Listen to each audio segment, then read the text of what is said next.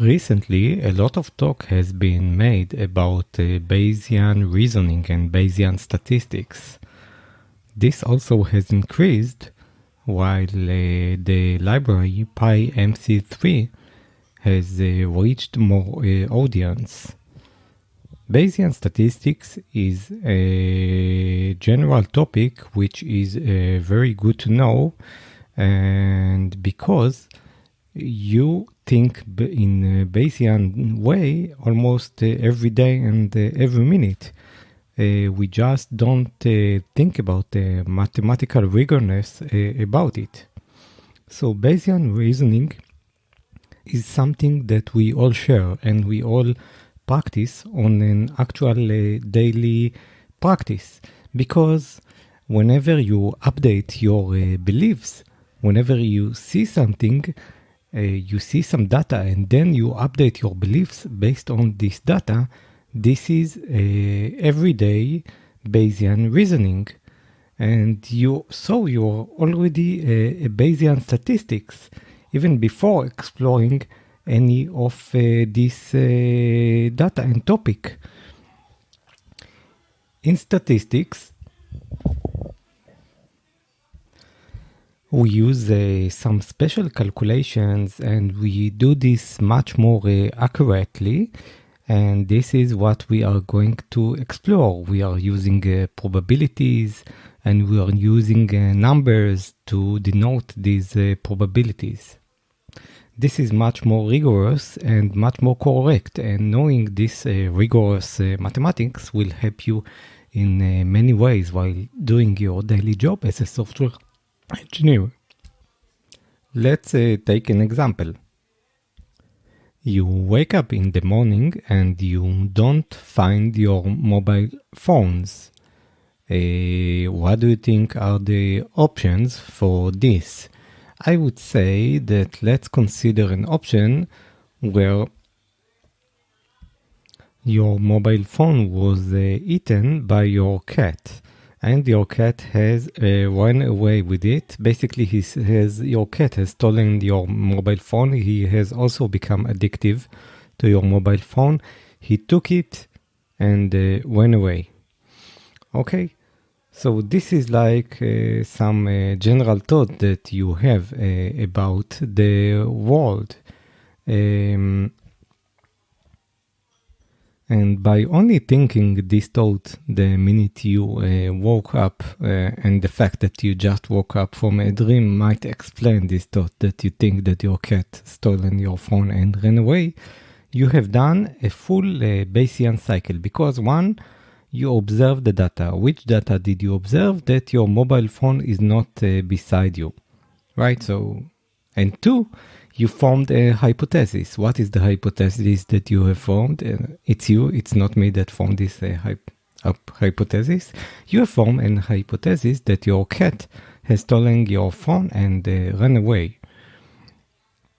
And then you are beginning to update your beliefs based on the data, because you are beginning to search the home and search for your cat, and based on your findings, you will update your beliefs.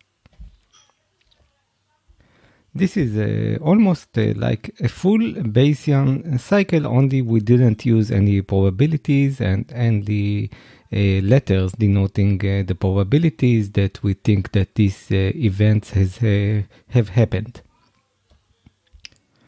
Let's consider for a minute the data. The data that we have observed is that we can't find our phone, and also that we can't find our cat. The fact that we can't find both of them is rather surprising. I mean, you don't wake up every morning without your cat and without your phone. So let's begin to mathematically rigorously denote this. So the fact that you can find them is P, the probability of not having your phone and not having your cat is very low. Why is it very low? Because we already said that it is surprising. So P is the probability, and in brackets we put the evidence that we have seen. We have seen that we can't find our phone and we can't find our cat, both, and it's surprising. So the probability that both of them happened and that the phone has stolen the cat has stolen our phone, the probability of this is very low. So it's surprising. So the probability that our cat has stolen our phone and ran away is very low. This is surprising. Vice versa, let's say that the probability that we have simply woke up and our phone would be beside us is pretty likely. So we can denote that with probability P, open brackets, that the phone is beside us when we wake up is likely, which means it has a very high chance of this happening. We believe that it has a very high chance. Let's move on to the next topic, and it is about prior beliefs and conditioning probabilities. When we wake up in the morning, we have prior beliefs about the world. We know that cats do not talk usually on the phone, cats do not steal phones. Okay, we have some prior beliefs and we know that phones get lost. And with those prior beliefs, we went to bed and we woke up. So now we can say that P, open brackets, P, the probability that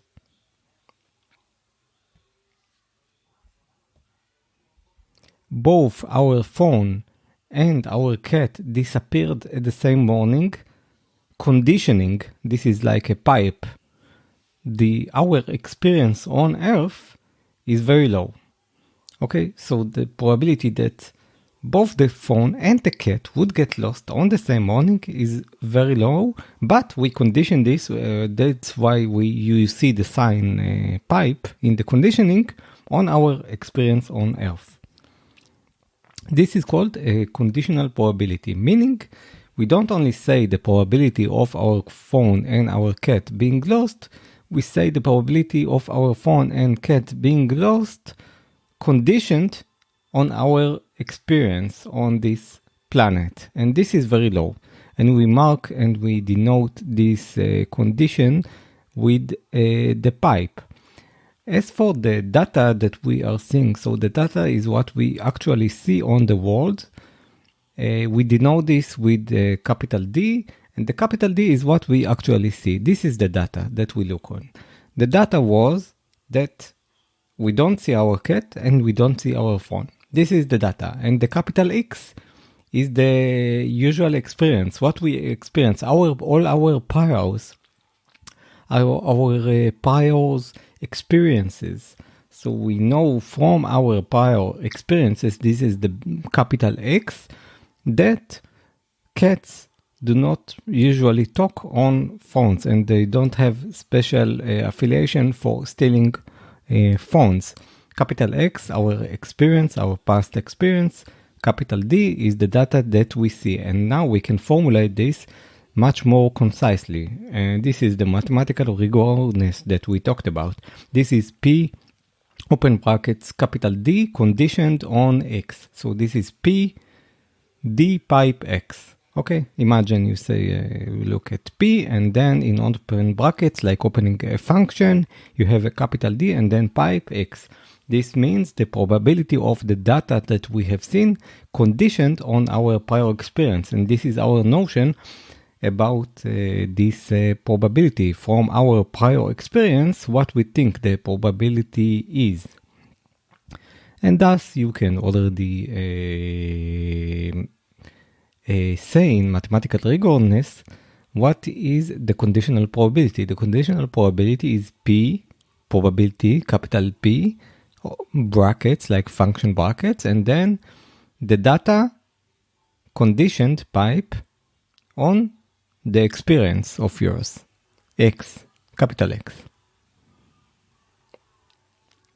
Now let's talk about forming your hypothesis. So once you saw this data and you have your prior experience, you are starting to form a hypothesis. Your hypothesis is that you believe that cats do not have special affiliations with phones, therefore I think that the cat didn't steal the phone, or I believe that clouds cause rain, therefore I believe that if there is rain, therefore, and condition that there were clouds, therefore the clouds caused the rain.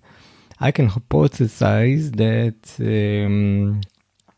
that a certain market predicate would, or function would predict the market future. Okay, I can predict, I can have an hypothesis about how the market will behave. I have a hypothesis that my model is going to predict better what I'm trying to predict, okay? And all of these are hypotheses because we have some way of understanding the world, and we use this understanding of the world to make some predictions.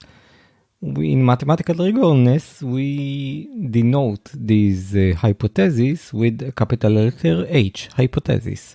H1, for example, is hypothesis number 1. And why number 1? Because once we get more data, we can go to H2 or maybe to H3, which are different hypotheses based on the data. And we say that H1 predicts the data capital D. Okay, for example, the probability that we'll see this data given the hypothesis H1 could be greater than the probability that we'll see this data given only our experience on the world.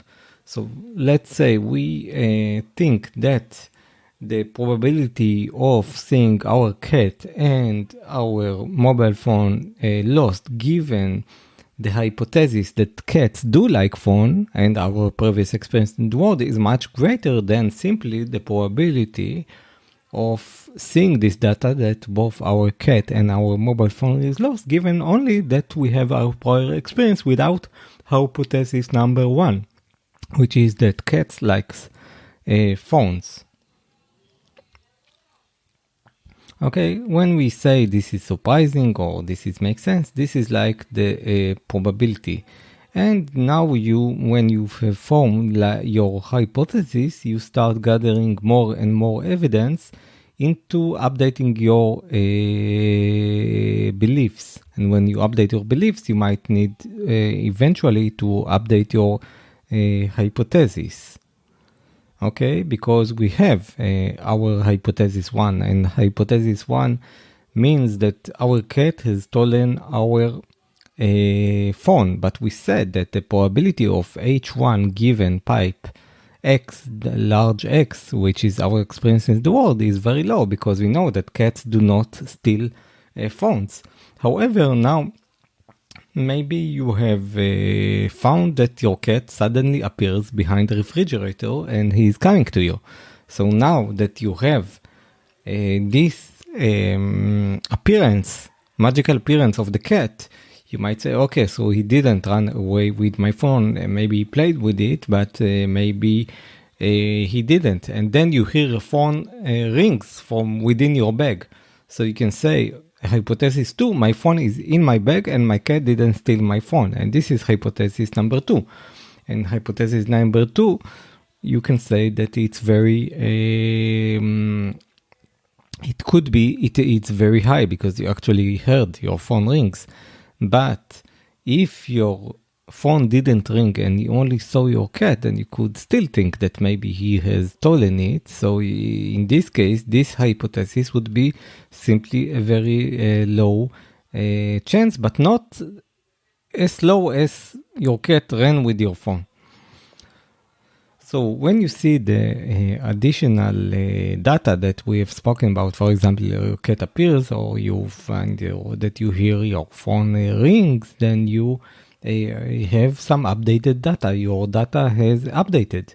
And once your data has updated, then the probability of the D given H1 hypothesis and experience on the world is changing from maybe very, very low to low or stuff like this.